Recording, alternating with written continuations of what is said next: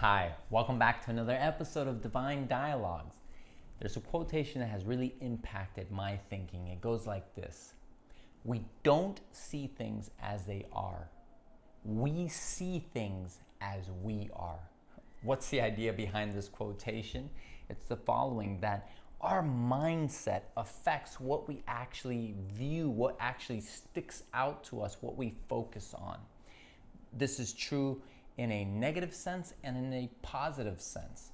If you have a negative mindset filled with doubt, discouragement, you are going to see things, you're going to focus on things that reinforce the negativity in your own mind.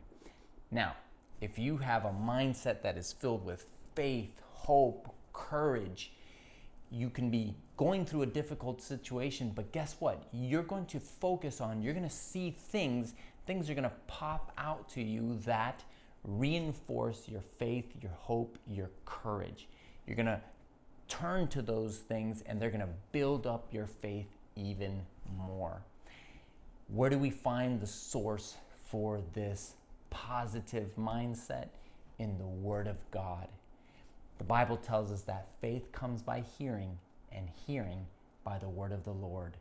I believe that if we're spending time in the Word of God, it's going to build our faith, our hope, our courage, and that's going to have an impact on how we view reality. Doesn't matter if we're facing good times or bad times, challenges. Our faith and hope, which is being strengthened in the Word of God, will then be reinforced as we see the evidence of God's hand active in our life. This was true when Moses sent out the 12 spies.